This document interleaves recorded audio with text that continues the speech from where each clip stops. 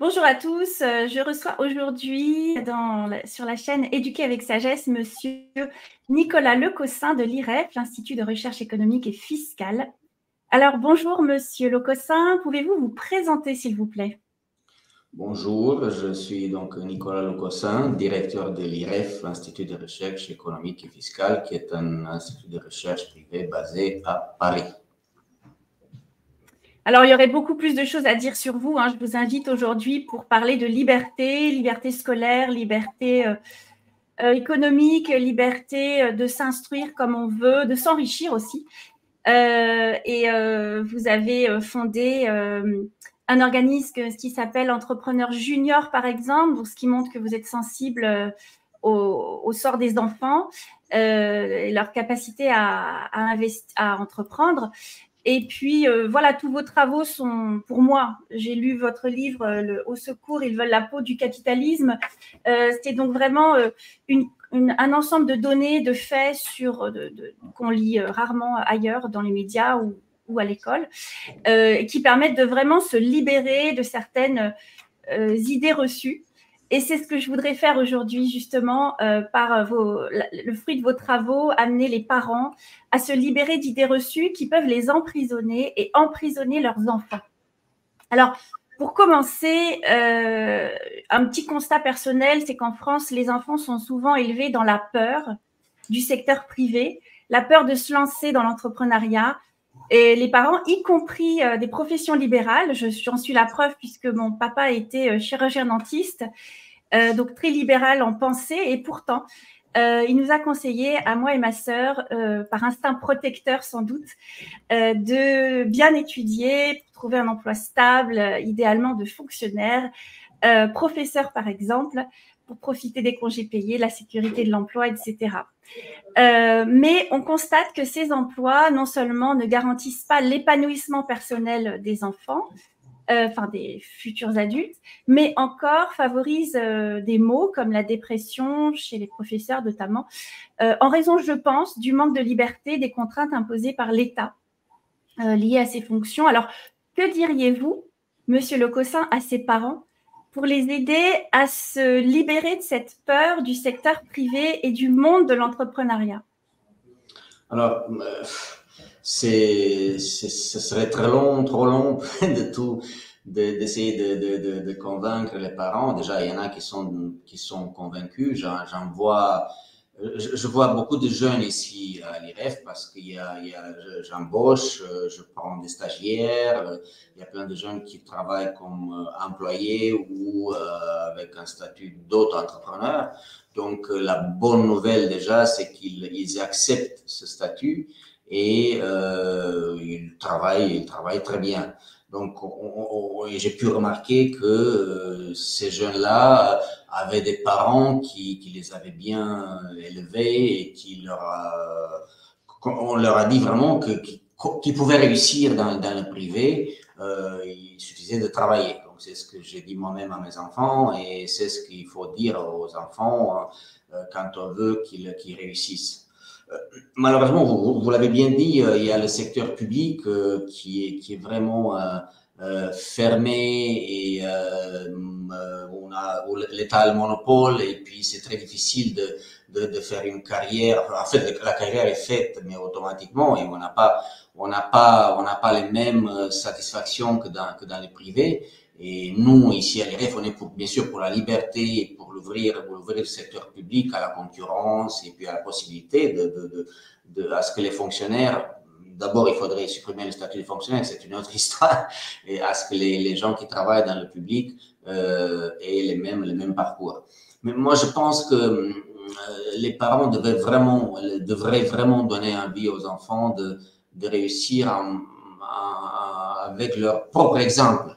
C'est difficile pour quelqu'un du public, effectivement, qui est haut fonctionnaire, un poste qui pourrait être rémunérateur et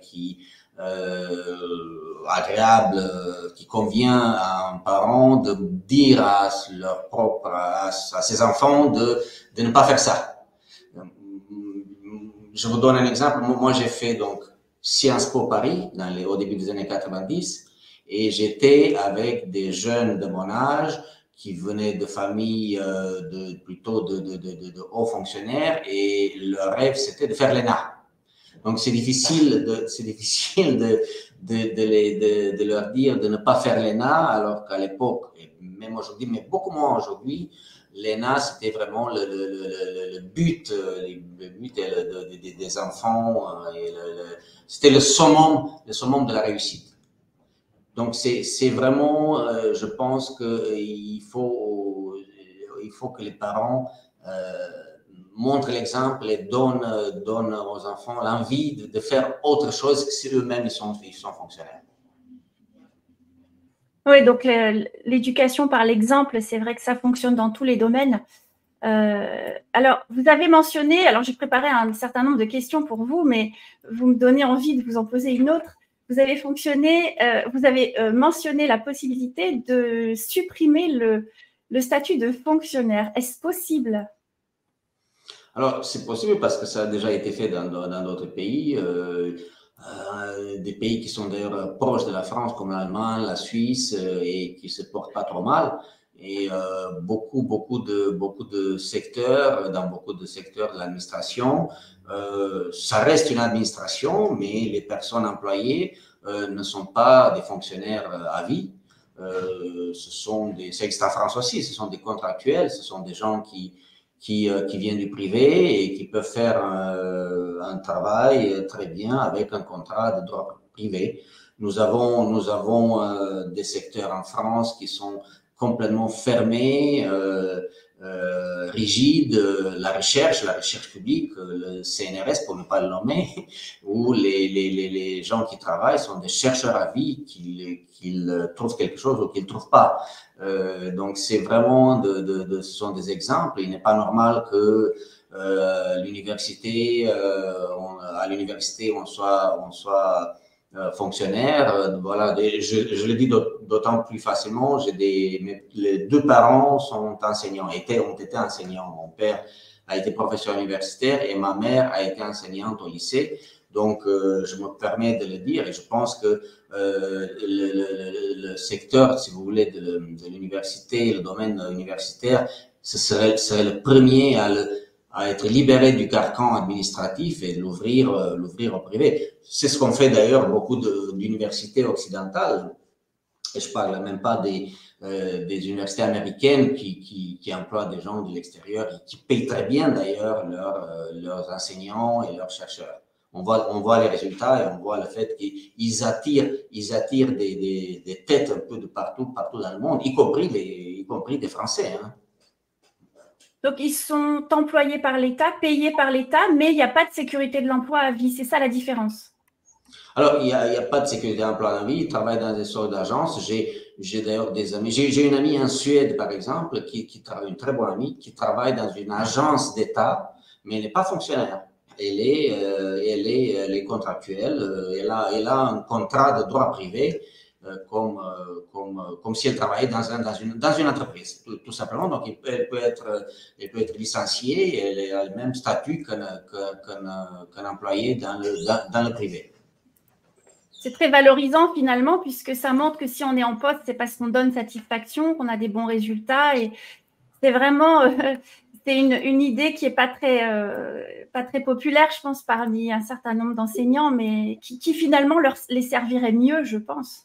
Alors, ça ne veut pas dire qu'effectivement que des enseignants ne font pas du public, ne font pas leur travail.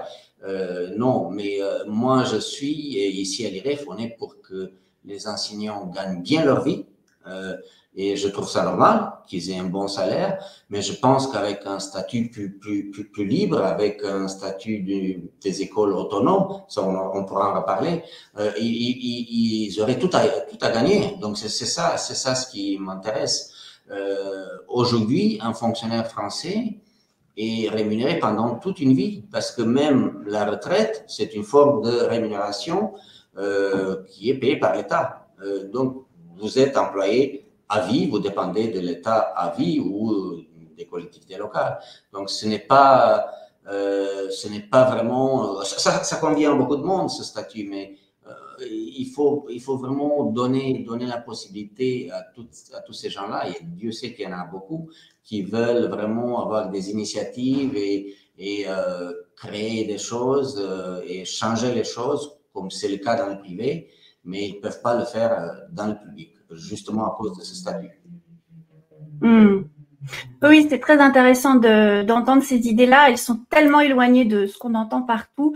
Ça ouvre l'esprit à d'autres possibilités et on va voir ce que l'avenir nous réserve. Alors, dans ma deuxième question, je voulais revenir un peu à quelque chose de très concret, de très pratique dont me parlent souvent les parents. C'est la question de l'argent de poche. Alors, est-ce qu'il faut en donner? Est-ce qu'il faut le mériter? Comment vous voyez ça? Combien? Est-ce que c'est pas un peu un avantage acquis? Tous les enfants doivent en avoir. Comment vous voyez la chose? Alors là, je vais me permettre de remonter un peu dans le temps parce que bon, j'ai parlé de mon institut, Institut de recherche économique et fiscale, IREF Europe.org. Donc, déjà, j'invite les personnes qui regardent l'émission à aller sur le site parce qu'il y a beaucoup d'articles consacrés à l'éducation, aux enseignants, aux exemples étrangers de réussite scolaire, etc. On a publié d'ailleurs une grande étude sur l'enseignement l'année passée, donc en 2022. Mais j'ai aussi créé, donc à la fin des années 2009-2010, une association qui s'appelle Entrepreneurs Juniors. Depuis, malheureusement, je n'ai pas vraiment eu le temps de m'en occuper parce que j'ai beaucoup de travail ici à l'IREF. Et justement, mon but, c'était de essayer d'habituer les enfants au monde de l'entreprise. Et quand je dis le monde de l'entreprise, je parle aussi argent. Et j'avais trouvé, surtout aux États-Unis, parce que non, beaucoup de choses viennent de là-bas, comme les think tanks, comme les organisations consacrées aux enfants, l'éducation des enfants. Le privé là-bas fait beaucoup de choses. Il y a énormément de fondations. C'est absolument impressionnant. Et là-bas, j'ai vu qu'il y avait beaucoup de fondations qui étaient consacrées à l'éducation économique et entrepreneuriale des enfants. Bien sûr, ils ont énormément de moyens. Il y a des stages d'été, des écoles d'été où les enfants viennent avec leurs parents aussi et ils suivent des cours d'éducation entrepreneuriale et économique. On leur apprend comment gérer l'argent ou comment s'occuper avec l'argent, vraiment de bas âge, hein, donc des enfants petits. Et on leur donne même des possibilités d'épargner de l'argent et de comprendre ce que c'est que l'argent. Et dans mes recherches, j'avais même trouvé un jeu que j'ai apporté ici, qui s'appelle Kindercash. Il est allemand, mais il est utilisé un peu partout. Malheureusement, je n'ai plus qu'un seul exemplaire. C'est une tirelire où l'enfant peut mettre, il y a plusieurs trous, je ne sais pas si vous voyez. Oui. Sur le dos du cochon, je pense. Oui, voilà. Ouais. Sur le dos du cochon, oui. Et il y a plusieurs trous. Et là, les enfants peuvent mettre l'argent pour épargner, pour investir et pour les dépenses courantes. Donc, comme ça, ils apprennent. Il y a plusieurs compartiments hein, dans le cochon. Et comme ça, ils apprennent qu'ils peuvent très bien épargner et mettre l'argent de côté et investir dans quelque chose et ne pas le dépenser tout de suite ou dans un compartiment l'argent de poche de tous les jours pour les dépenses habituelles. Et alors, j'ai trouvé ça c'est extrêmement intéressant et ça apprend aux enfants ce que représente l'argent. Parce que d'habitude, ils comprennent pas exactement ce que m'avait dit ma fille quand elle était petite un jour, mais tu n'as qu'à tirer de l'argent à la banque. Elle pensait que l'argent tombait du ciel, bien sûr, à la banque. Je n'avais qu'à aller à la tirette et retirer de l'argent. Donc, il faut qu'ils comprennent que l'argent ne tombe pas du ciel et que ça représente quelque chose.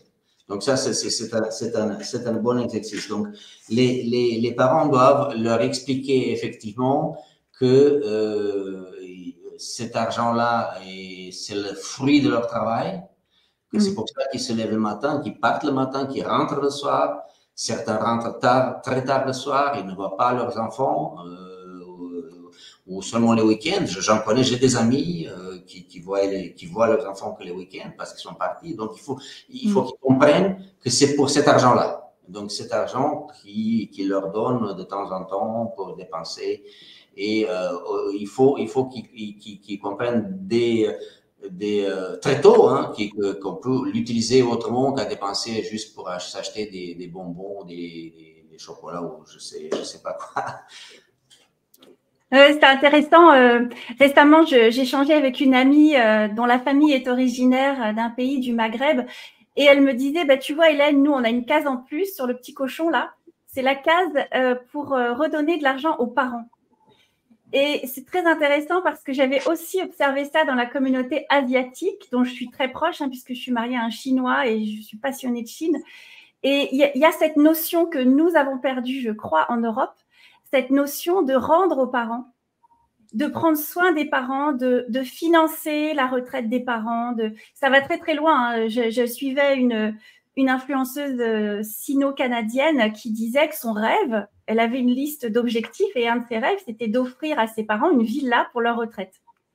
Et ça m'a vraiment fait un choc parce que je me suis dit, on est tellement loin déjà du respect des parents, du fait de travailler finalement pour ses parents, de la même manière que les parents ont travaillé pour nous.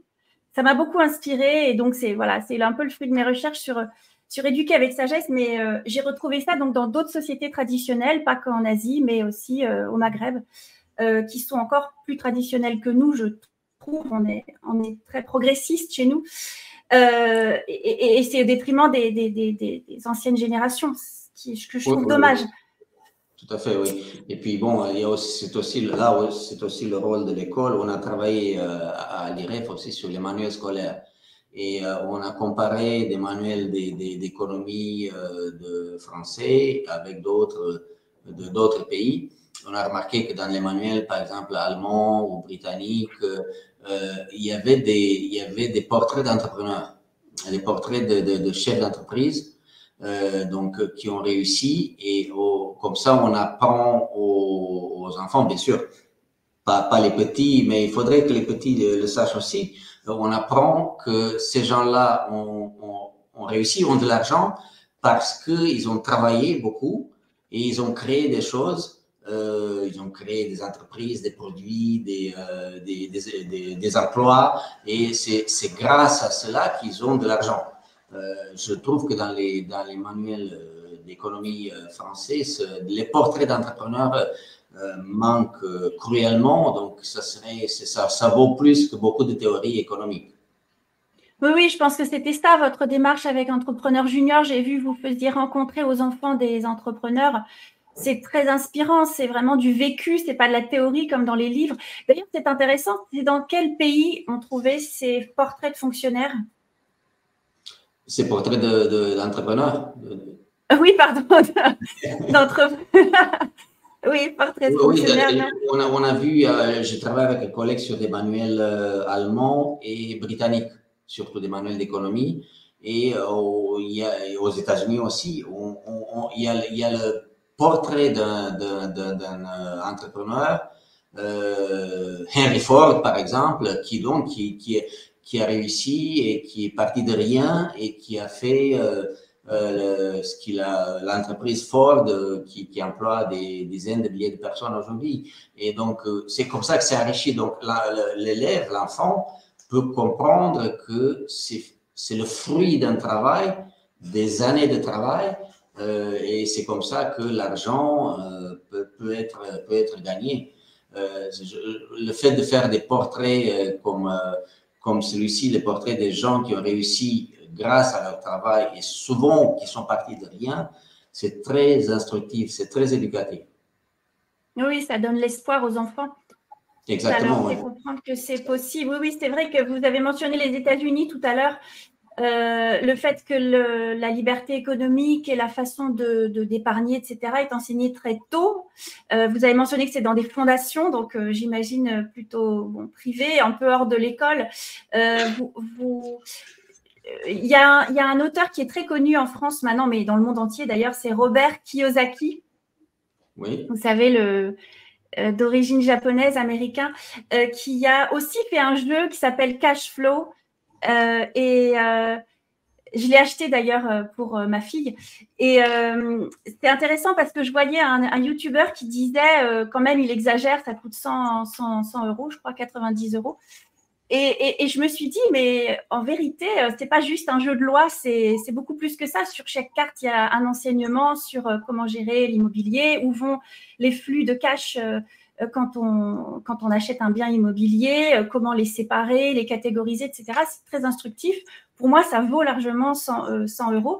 Mais c'est vrai qu'on n'a pas beaucoup de supports comme ça ludiques pour enseigner aux enfants à bien gérer, voire à investir ou à devenir prospères. Oui, oui, tout à fait. Il y a pas beaucoup de jeux éducatifs dans ce sens-là. Bien sûr, il y a le fameux Monopoly, donc ça, c'est tout le monde le connaît. C'est pas pareil, mais il manque en France ce genre de jeu, mais je trouve qu'il manque surtout dans les écoles, puisqu'on a parlé des écoles, effectivement, des rencontres avec des entrepreneurs. C'est ce que j'avais commencé à faire, des rencontres avec des entrepreneurs qui racontent en des mots simples la réussite, comment ils ont fait, l'histoire de leurs produits. Donc ça, c'est un peu un manque en France. Le monde de l'éducation est très éloigné du monde de l'entreprise en France. Rappelez-vous quand le ministre Claude Allègre voulait que les enseignants fassent quelques stages en entreprise, ils sont sortis dans la rue, ils ont protesté. Alors que c'est la moindre des choses de connaître le monde de l'entreprise. Donc là aussi, c'est pas seulement le rôle des parents, c'est le rôle des enseignants aussi de connaître l'entreprise pour essayer de l'expliquer très tôt aux enfants.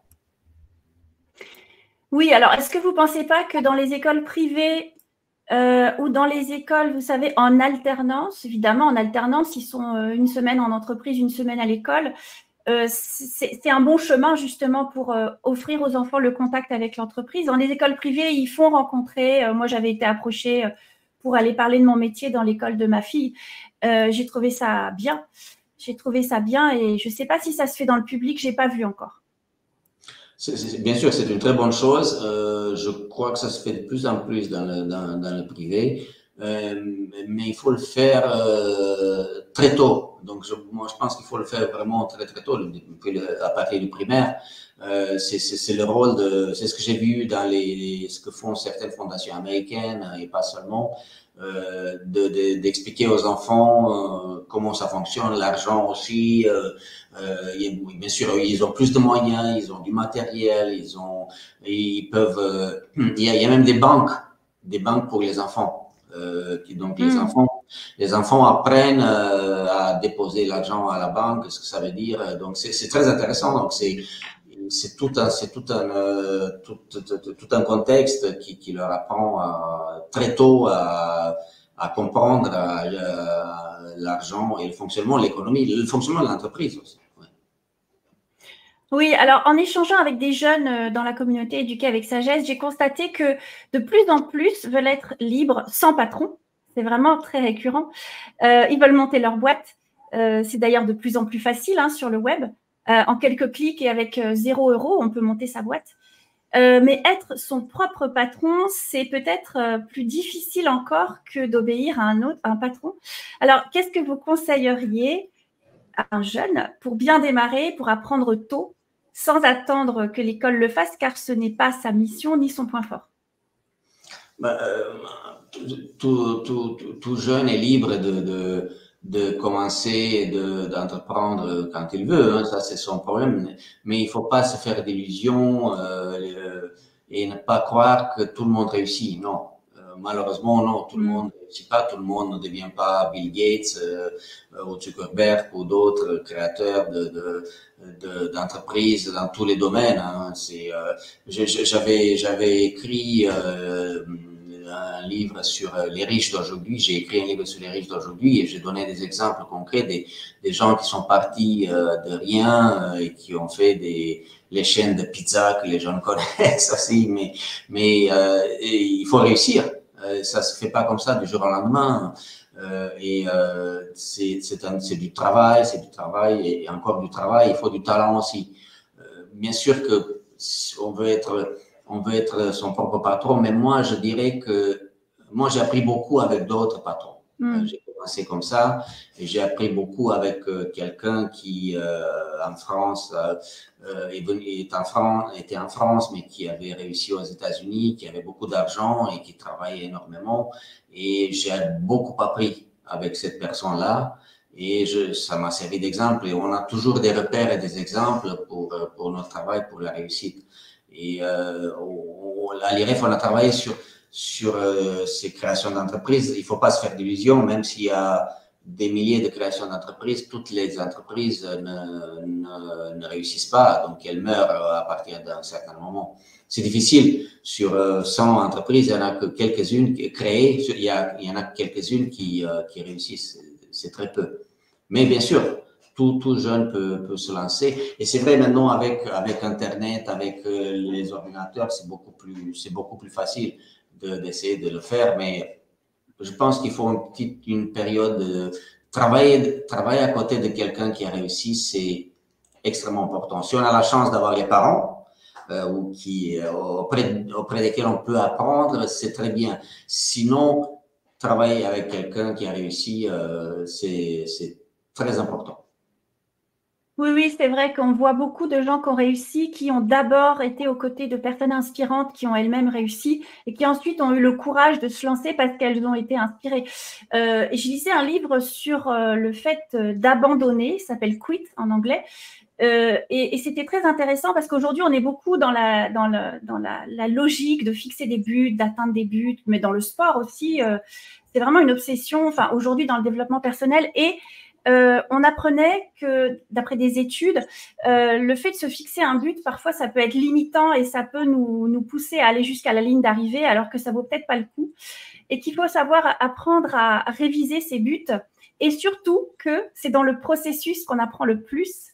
Dans le processus de créer, on crée une entreprise, on se casse la figure, on en recrée une autre. Et c'est intéressant de voir que chez les entrepreneurs à succès, beaucoup disent, mais vous ne savez pas combien de fois j'ai échoué avant de réussir.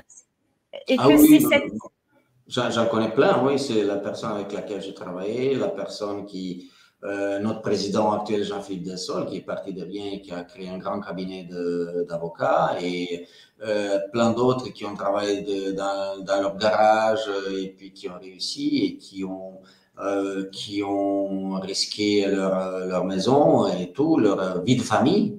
Donc ça, ils ont consacré du temps à la réussite.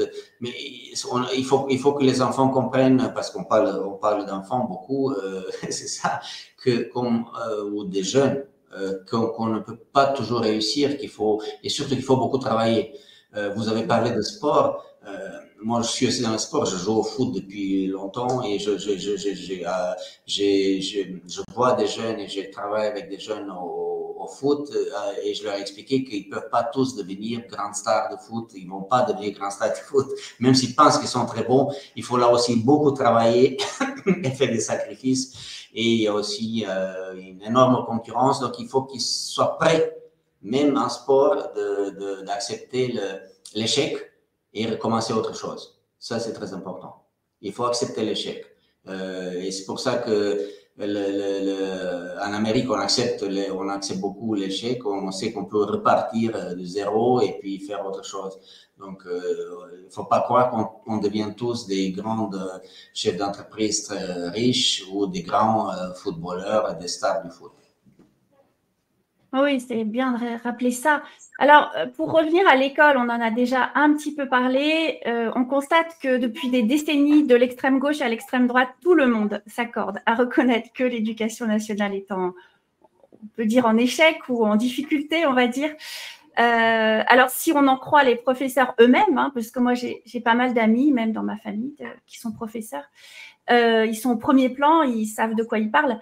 Ils m'expliquent souvent que les réformes, non seulement n'ont rien amélioré, mais souvent sont parfois complètement absurdes, à l'envers du bon sens et leur compliquent la vie. Alors, le débat est relancé à chaque élection et on cristallise sur des problèmes qui vous semblent à vous mineurs, comme l'uniforme, par exemple. Quels sont, selon vous, les principaux vrais problèmes du système éducatif en France. Là, j'en aurais pour des heures de conférences. On a écrit des dizaines d'articles sur ce sujet-là. En fait, en gros, l'éducation nationale souffre des maux dont souffre l'État français, l'administration française. Il y a beaucoup d'argent. Beaucoup d'argent. Hein. Le budget, c'est plus de 160 milliards d'euros par an. C'est l'un des plus gros budgets dans le monde, dans les pays de l'OCDE. Mais il est mal utilisé, un peu comme dans le secteur de la santé. Pareil, il y a beaucoup d'argent. Et le système est bureaucratisé. Comme je le disais au début, il est figé. Tout le monde est fonctionnaire. Il y a 1 200 000 fonctionnaires en gros, dont seulement 800 000 enseignants. Donc, ça veut dire qu'environ 28% des employés ne sont pas enseignants. Et c'est un système qui est syndicalisé, le système éducatif. Donc, les syndicats sont à gauche, ils s'opposent à toute réforme, à tout changement, comme on peut dans d'autres secteurs de l'administration française. Donc voilà, l'éducation nationale en général est à gauche, les enseignants sont à gauche. Je n'ai rien contre la gauche, mais il faut équilibrer, et en général, un enseignant devrait être neutre, si je peux dire ainsi, politiquement. Et son rôle est d'enseigner et d'apprendre aux enfants ce qu'il faut. Le métier s'est dévalorisé. Avant, comme vous le savez, avant, l'instit était quelqu'un d'important. Aujourd'hui, l'instit est méprisé. Il est mal payé. Donc voilà, c'est une courte liste des problèmes d'éducation nationale que nous avons retracés d'ailleurs dans cette étude qu'on a publiée l'année dernière. Donc j'invite les personnes qui regardent cette émission à aller sur notre site et la trouver et la lire en détail. C'est-à-dire, ça fait une trentaine de pages d'études et on fait des comparaisons avec d'autres pays. Et ces comparaisons montrent très bien que dans les pays où on a donné de l'air au système éducatif, où on a accordé l'autonomie aux écoles, plus de pouvoir aux directeurs, plus de pouvoir aux enseignants, plus de liberté aux enseignants et aux directeurs d'école, on a vu des résultats s'améliorer et puis le niveau augmenter, le niveau des élèves. Donc, c'est quelque chose qu'il faudrait faire ici aussi en France. Et c'est d'ailleurs la raison pour laquelle, comme vous le savez, de plus en plus de parents choisissent l'école privée au détriment de l'école publique, y compris ceux des classes moins aisées, populaires. Donc, c'est évident que le privé fait beaucoup mieux que le public.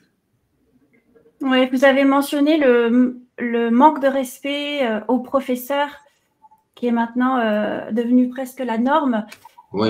Ça me fait penser, bon, moi je suis passionnée par la Chine et je vois parfois des parallèles qui sont très inquiétants. Quand les communistes sont arrivés au pouvoir, sous Mao, donc Mao s'est servi des paysans pour monter au pouvoir. Aujourd'hui, les paysans en Chine sont les plus misérables, la classe sociale et la classe professionnelle la plus délaissée de toute la Chine. Si on regarde le statut des professeurs, donc déjà les intellectuels ont été persécutés sous Mao, sous le communisme. Les professeurs, on incitait les enfants, sous la révolution culturelle, on incitait les enfants à humilier leurs professeurs. Il y a même eu des cas de meurtre, c'est allé très loin, ou à dénoncer leurs parents dans cette logique de ne plus respecter l'autorité, que ce soit celle des parents, soit des professeurs. Et aujourd'hui, les personnes qui ont défendu cette idéologie en sont finalement victimes. Et ça me fait vraiment mal au cœur de voir, évidemment, on n'est pas en Chine ici, on reste dans un pays libre, on a beaucoup de liberté, même si elles sont en recul. Mais quand on voit, c'est bien de regarder, je trouve, le cas de la Chine, parce que, on l'a vu avec le Covid, là, il y a malheureusement des parallèles et des liens directs qui nous permettent d'ouvrir les yeux sur les dangers de ce qu'on est en train de faire, de tout ce qu'on est en train de soutenir. Voilà, la liberté sans limite des élèves. Voilà, on voit que finalement, ceux qui l'ont prôné au départ en sont vitalement victimes. C'est très dur de voir ça.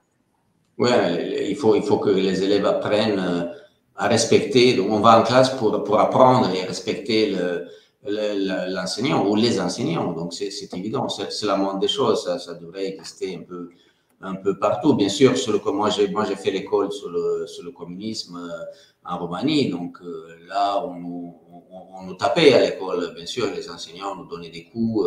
Donc, si on n'était pas sage. Donc, il n'y a pas l'autre extrême, c'est de faire ce qu'on veut maintenant à l'école. Heureusement, ce n'est pas partout. Hein, donc, il faut que là, c'est l'éducation parentale qui devrait être à l'origine du bon comportement des enfants hein, à l'école et l'État qui doit expliquer qu'on va à l'école pour apprendre à respecter les enseignants et c'est tout. Donc c'est le b.a.-ba si je peux dire ainsi de l'éducation. Oui. Alors, pour en revenir aux écoles, sur votre site de l'IREF, vous vantez les avantages de ce que vous appelez les charter schools. Ça vient d'Amérique hein, dans les années 90. Alors, un article du Monde de 2021 liste des critiques de ce système en invoquant, par exemple, que toutes les familles n'ont pas des ressources égales pour s'y engager. Deuxièmement, les établissements publics ordinaires, entre guillemets, se retrouvent alors avec des concentrations plus fortes encore d'élèves en difficulté. Et troisième critique, ces écoles risquent d'ajouter au phénomène de ségrégation. Qu'est-ce que vous répondriez à ces trois critiques? Alors, c'est très simple. Je réponds en montrant des études qui viennent d'être faites et elles sont aussi sur notre site, des études dans plusieurs pays, aux États-Unis aussi, par l'université de Stanford et celle de Harvard, qui montrent que les charter schools profitent surtout aux enfants de familles plutôt pauvres, donc des minorités noires ou mexicaines ou voilà d'Amérique latine. Et pourquoi? Parce que ces familles-là, contrairement à ce qu'on pense, aiment que leurs enfants s'en sortent. Et ils préfèrent choisir et mettre leurs enfants dans une école où on fait du travail, où la sécurité est assurée et où l'enfant apprend quelque chose. Alors, nous, à l'IREF, donc, on est pour ces charter schools qui, en fait, peuvent être des écoles publiques, mais qui sont autonomes et qui peuvent recevoir de l'argent public et privé aussi, donc ils peuvent être les deux. Et nous sommes aussi pour ce qu'on appelle les vouchers, ou les chèques éducation, c'est-à-dire au lieu de, comme on le sait, un élève a un coût annuel d'une certaine somme, et au lieu de donner aux écoles cette somme-là, on la donne aux parents sous forme de chèque éducation. Bien sûr, ils peuvent pas la dépenser pour autre chose. Et avec ce chèque-là, les parents mettent leurs enfants dans l'école qu'ils choisissent de leur choix. Et à condition que les écoles soient bien sûr autonomes et qu'elles puissent accepter des enfants d'autres endroits que le voisinage. Et ainsi, ça peut créer une certaine concurrence entre les écoles et entre les enseignants. Bien sûr, il faut la liberté d'enseigner et pédagogique et de la liberté des directeurs d'embaucher les enseignants. Et ça stimule les écoles et les enfants, même les familles pauvres ou moyennes peuvent mettre leurs enfants dans des bonnes écoles. Et le niveau des écoles pourrait être plus important, plus élevé. Donc, c'est un système, les deux charter schools et vouchers ou chèque éducation vont ensemble et c'est une condition de la réussite et du niveau des écoles et des élèves. Et toutes les études montrent, parce que ces écoles-là ce système-là, on peut le voir dans des pays nordiques, de plus en plus en Allemagne, voilà, dans des pays baltes, et on voit que l'école se porte mieux comme ça. Ça nous paraît absolument normal que l'école soit autonome et que les enfants choisissent ou les parents choisissent une bonne école pour leurs enfants. C'est vraiment des choses. Oui, on n'en est pas là. Alors, si on revient aussi à l'histoire et un peu à l'Europe, moi j'ai fait l'instruction en famille, j'avais trouvé que c'était vraiment un moyen d'être libre, d'enseigner, d'exposer son enfant à une instruction de qualité, ce qui n'est pas toujours possible dans certaines villes. L'instruction en famille, donc qui malheureusement est moins libre que jamais, là, elle est un peu la cible d'attaques législatives par le gouvernement. Alors, j'avais trouvé un fait extrêmement intéressant dans l'histoire, si on remonte sous Hitler. L'obligation de soumettre les enfants à l'éducation publique était la première mesure d'Hitler quand il a envahi l'Autriche, alors que jusque-là, les enfants étaient instruits en famille par des précepteurs ou par les parents. Alors, certes, la France reste une démocratie, mais certaines libertés comme celle d'instruire les enfants, comme on le souhaite, sont menacées, comme on l'a vu récemment avec donc, cette instruction en famille dont les conditions étaient durcies. Alors, les Français sont-ils comme, selon vous, comme cette grenouille qui meurt ébouillantée sans s'en rendre compte à mesure que l'on augmente la température de l'eau? Vous, qui avez vécu sous un régime socialo-communiste, quelles sont les séquelles pendant la longue et difficile période qui a suivi la chute du régime de Ceausescu se font-elles encore sentir pour vous? Alors, c'est vrai que dans une dictature communiste, il n'y a pas de liberté. Donc, il n'y a que des écoles publiques, et puis voilà, tout le monde, et des entreprises d'État, et tout le monde va dans une école publique et après travaille dans une entreprise d'État. En France, c'est vrai qu'on considère les politiques même de droite, ils sont nombreux, qui disent que c'est à l'État de s'occuper, d'avoir le monopole de l'éducation. C'est à l'État, au ministère de faire des programmes. Ça doit venir d'en haut, toujours d'en haut, et les énarques sont les énarques qui doivent décider et qui doivent dire ce que les enseignants doivent faire, ou les écoles, ou les directeurs des écoles. Non, ce n'est pas ça. Un pays où on veut que les enfants s'épanouissent et qu'ils apprennent à l'école ce qu'il faut, c'est un pays où on donne la liberté aux écoles. Alors, ce qui s'est passé dans les années 90 en Roumanie après la chute du communisme, c'est que il y a eu effectivement une explosion d'universités privées libres. Ça a été un peu n'importe quoi parce que tout le monde a voulu créer sa propre université et tout le monde s'est arrogé le titre de professeur universitaire. Ça a été un peu le chaos. Et puis après, ça c'est revenu. Il y a eu un ménage qui a été fait, c'est normal. Les bonnes écoles sont restées, les bonnes universités sont restées, ont survécu et c'est beaucoup mieux aujourd'hui. Donc, il faut comprendre que l'État n'a pas le monopole de l'éducation. Ce n'est pas à l'État de dicter, de diriger. Il ne sait pas mieux que les parents comment élever les enfants, déjà. Et ce ne sait pas mieux que les parents comment éduquer les enfants. Et si les parents ne peuvent pas éduquer leurs enfants à la maison, c'est possible, c'est normal. Il y en a qui ne peuvent pas. Et il faut leur donner la liberté, justement, d'avoir une école libre, indépendante, qu'ils choisissent eux-mêmes. Donc, nous sommes absolument contre le monopole contre ce monopole de l'État. Heureusement, en France, il y a quand même des écoles libres, privées, sous contrat ou non, donc ça existe. Ce qui manque malheureusement, ce sont des grandes universités privées. Ça manque. Il faut vraiment donner la possibilité que des universités privées trouvent l'argent, des fonds privés, comme aux États-Unis où des gens riches leur donnent de l'argent pour pouvoir créer des laboratoires, attirer des professeurs, des enseignants connus, célèbres. Il faudrait que ça soit la même chose en France. Ce n'est pas à l'État de s'en occuper. L'État doit se retirer de plus en plus de ce domaine-là. À la rigueur, il peut juste être au minimum impliqué. Ce n'est pas vraiment, ce n'est pas son rôle et surtout pas, ce n'est pas son monopole. Et alors, moi, j'ai des amis, donc vous êtes originaire de Roumanie.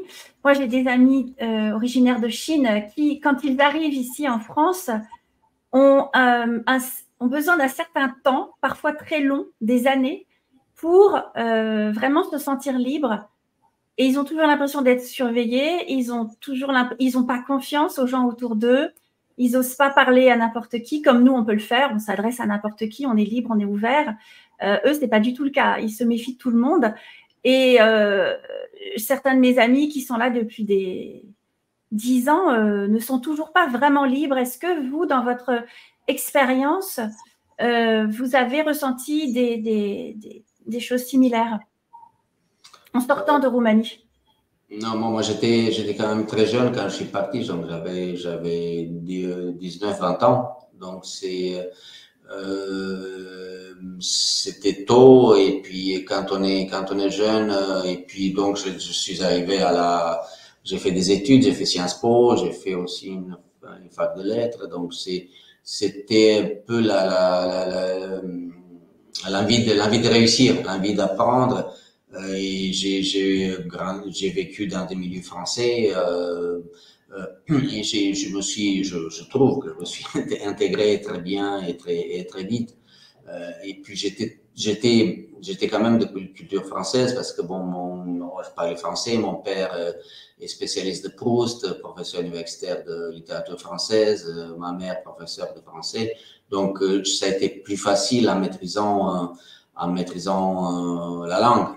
En fait, ça dépend de l'âge, parce que des personnes plus âgées qui viennent surtout d'un pays où il y a une dictature ou autoritaire, c'est venir en France, c'est pas facile de s'habituer avec les libertés. On a l'impression qu'il c'est autoritaire, et si on est plus âgé, c'est encore plus difficile. Je connais aussi des Roumains qui sont venus à un certain âge, et ils étaient plus âgés et ils avaient du mal à s'intégrer, à s'habituer. Ça existe, bien évidemment.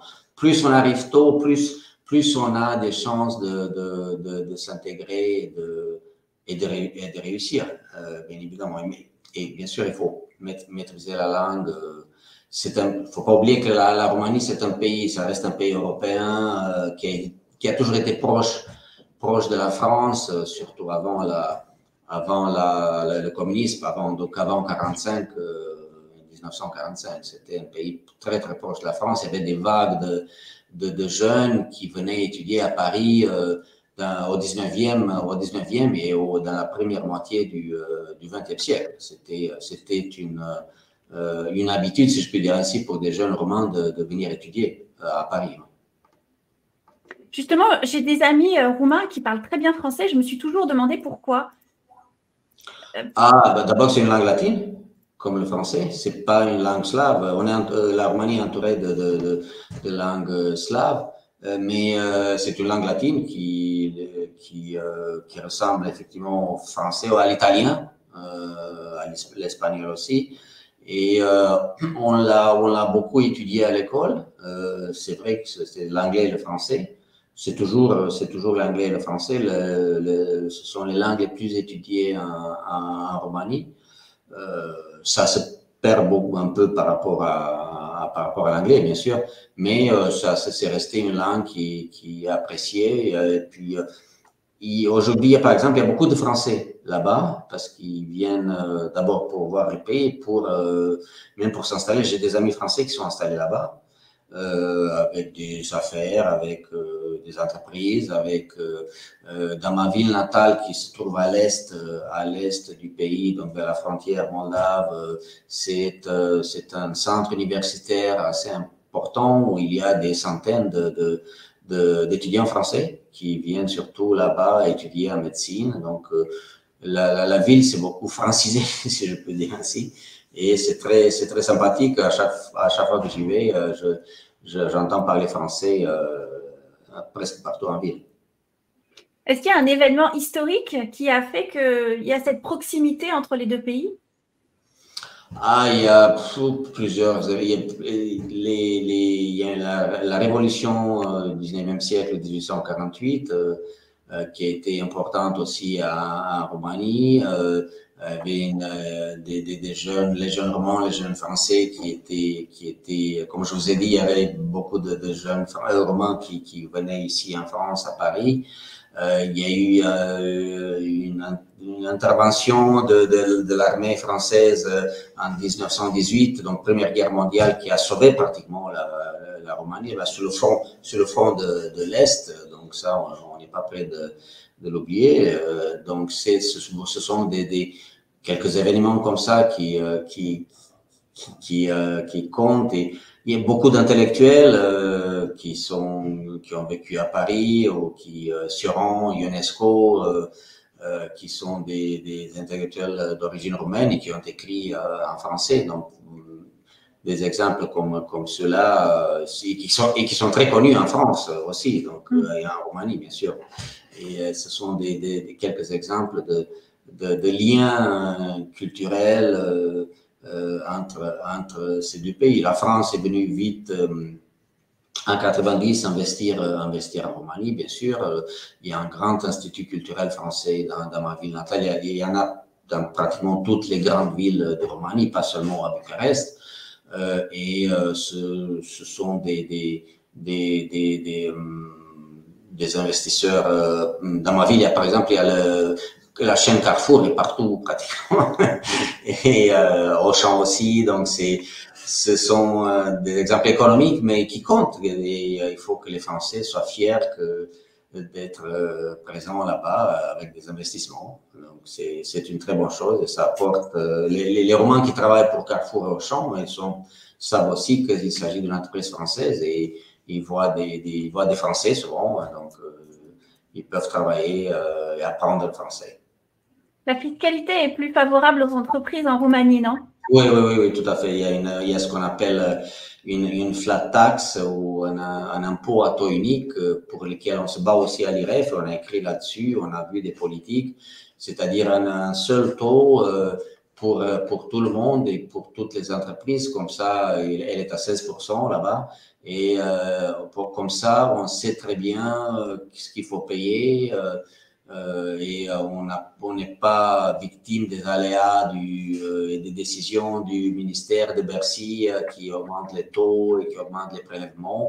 Donc c'est une très bonne chose. Il y a d'ailleurs une trentaine de pays maintenant qui ont adopté l'impôt à taux unique, la flat tax, surtout des pays baltes, pays de l'Est. La Roumanie a fait partie des premiers à l'avoir adopté, donc au début des années 2000. Donc c'est une très bonne chose et ça donne. Moi, je connais beaucoup de Roumains entrepreneurs qui sont là-bas et de Français aussi, bien sûr. Et ils disent que ce qui nous apporte, c'est pas que ce n'est pas beaucoup, ce n'est pas élevé, c'est qu'on sait toujours que ça va être 16%. Donc, on n'est pas obligé de nous préparer ou de demander à notre comptable de revoir les comptes et puis de tout recalculer pour payer autre chose. Donc, ça donne de la visibilité et de la confiance aux entrepreneurs qui ont autre chose à faire que de passer leur temps dans les papiers, dans le calcul des impôts et des normes et des réglementations. Ah oui, c'est bien de parler de ça. Justement, c'est des données comme ça que j'ai découvert dans votre livre. Ça ouvre l'esprit vraiment à des réussites dans d'autres pays qui pourraient nous inspirer en France. Et on parle souvent de la sécurité sociale, elle est en déficit terrible en France et il semble n'y avoir aucune solution. Si on écoute un peu les grands médias, quand on entend des débats sur le sujet, on a l'impression qu'il n'y a pas de solution, qu'il ne faut pas être comme l'Amérique, etc. Et vous dites que vous donnez des exemples. Alors, je voudrais vous laisser parler plutôt là-dessus.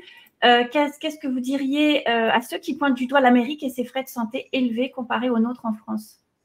Alors, on a créé toujours. L'Amérique est un mythe qui a été fabriqué beaucoup par la gauche, mais repris par la droite française aussi.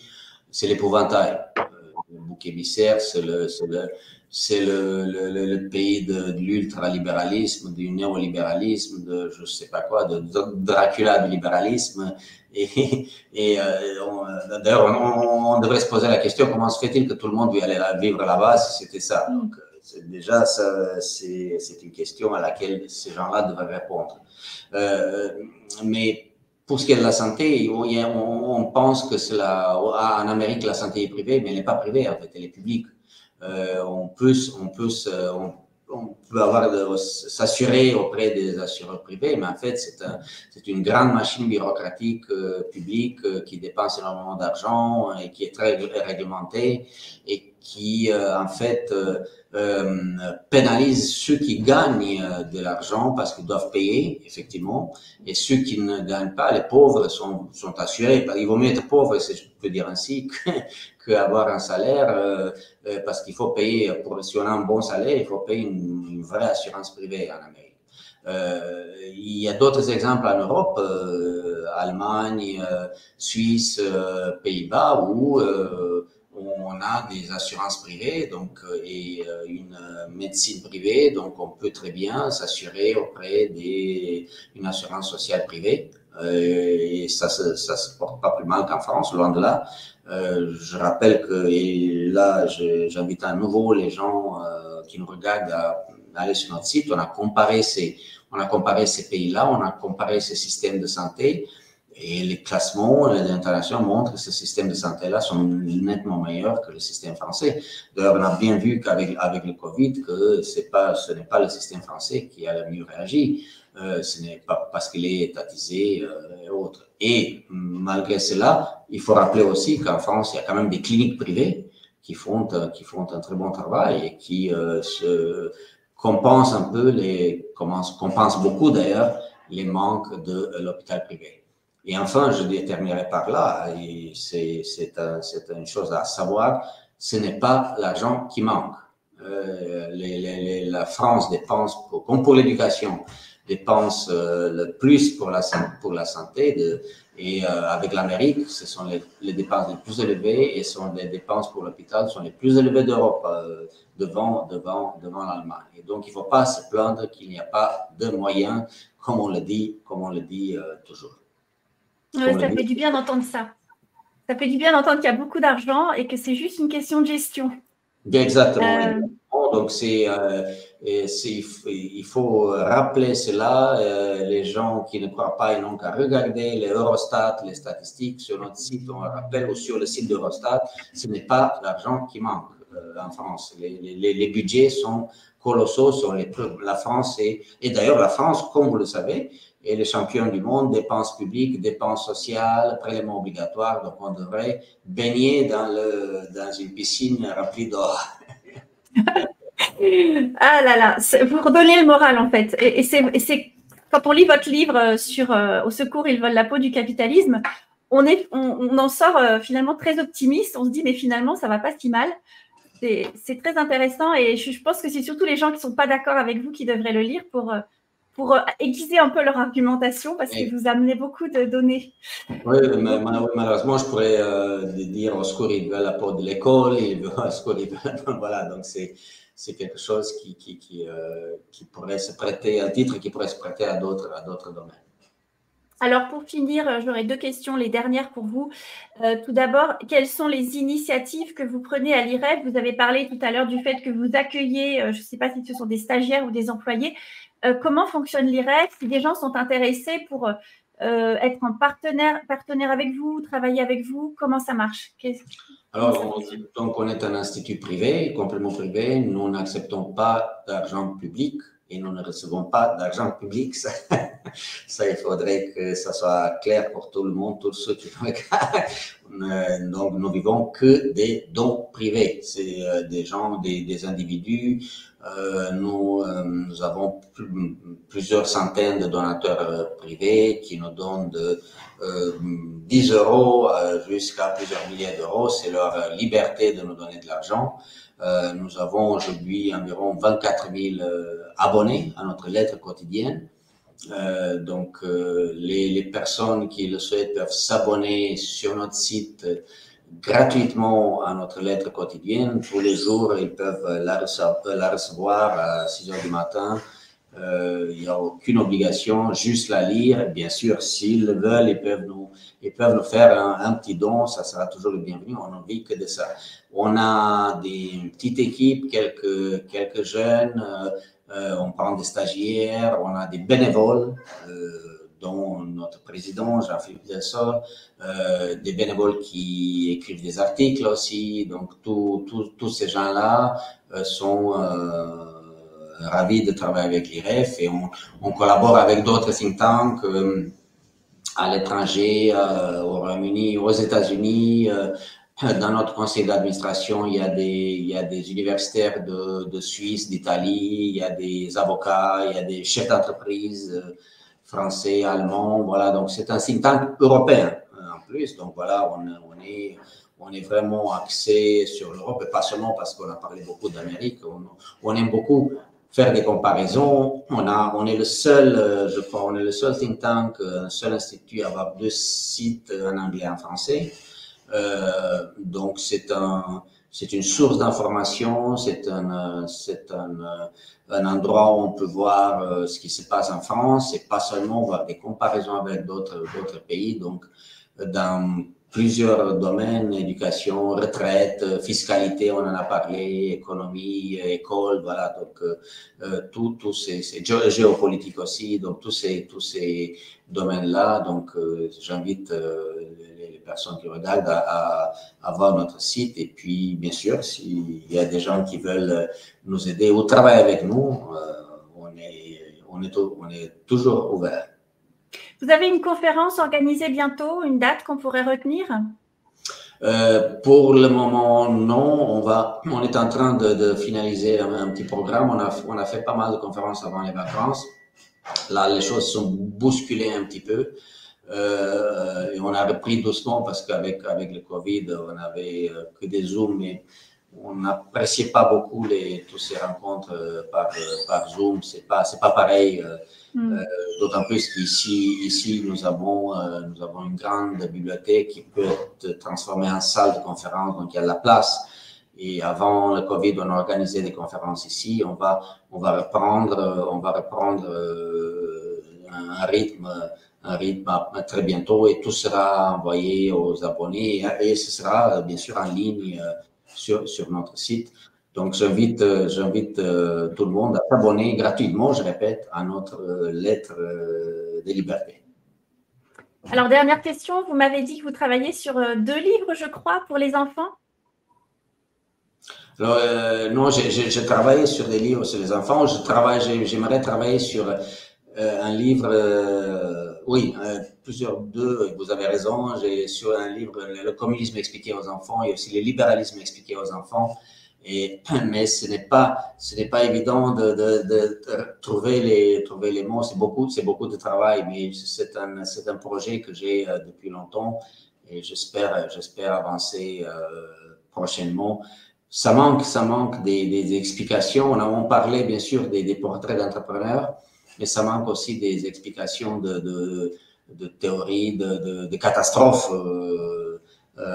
humaines comme le communisme. Donc c'est quelque chose qu'il faudrait l'expliquer. D'ailleurs, j'ai parlé avec des spécialistes du communisme ici et ils m'ont dit que c'était une très bonne idée. Et je rassemble des histoires de victimes du communisme, des enfants aussi, beaucoup, pour leur faire comprendre ce que les enfants ont vécu sous le communisme.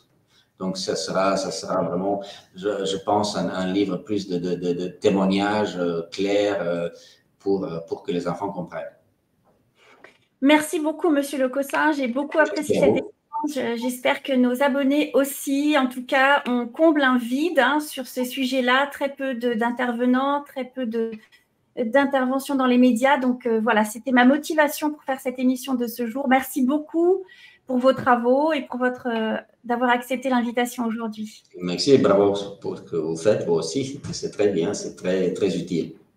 Merci. À bientôt. À bientôt.